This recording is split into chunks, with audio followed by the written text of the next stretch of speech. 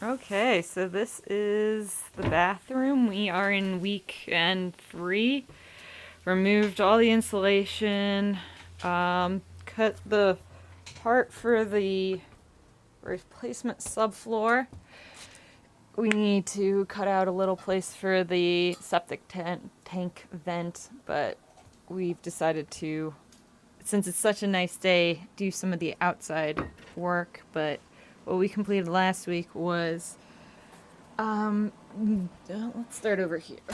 We dug out about 5 inches of rot and mended some of the boards to hopefully provide support from the missing, and prevention really is the goal now, to just keep it from, because like we can't get out all the rot, spores are everywhere, and so it's just keeping it in check. But this was the big joist that we replaced. Goes the whole length of the bathroom and then meets in the corner under over there. Now you're upside down. Hold on. Sorry, guys. I am not a professional camera person. So that's the corner where it meets. Luckily, these joists weren't as bad, so just cut back the rot. Got some pictures of about a dozen nails that were connecting all this to the rotted previous joist. It was interesting when we finally put in this joist that the whole house kind of straightened up its posture a little bit. The floors were magically level, and we hadn't even put in these hangers for the joist yet. So that was interesting.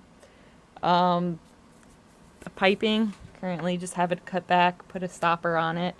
I'm using shark bites, which is great because you don't have to solder the pipe anymore. You just plug and play, so that's fun. So that was actually an entire weekend of just doing this part. It was a little frustrating to be digging out all that rot, but we did it. Another item is that we added support little mini joists across, so then when we put the subfloor in, it doesn't have the weakness that would exist if there wasn't the support there for this patch.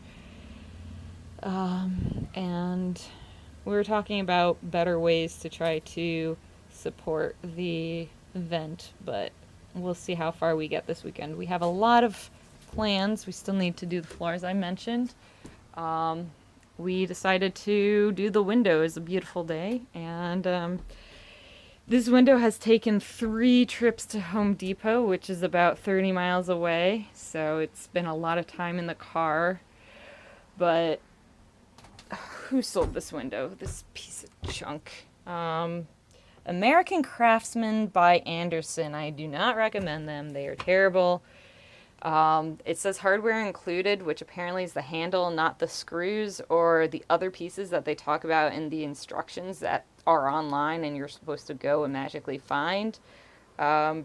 So we ended up needing to just buy some wood. We got the sill, basically siliconing. You can't see, but trust me, there's a lot of silicone in there. And then on the sides, we have just about an inch. Painted all the exterior facing items, just to try some prevention. So we're going to complete that. We're also going to drill a hole somewhere to have a vent installed, also part of the prevention of the damp issues. The goal is to... So insulation is a fixed width, but none of my studs are in a place of fixed width. Like, I think this is 27 inches, this is 19 inches, and then that's like 13 inches. Something crazy like that. So we've decided to just, instead of running insulation up and down, as most people do, we're just going to go across. So then it's more cuts, but it will fit. And we won't have like long cuts in all the insulation trying to patch it together. Which also made a problem, well, not a problem, an interesting creative solution for how we were going to need to do the drywall installation as well, because drywall is 4 feet wide. It makes things easier if you have it that 4 feet wide.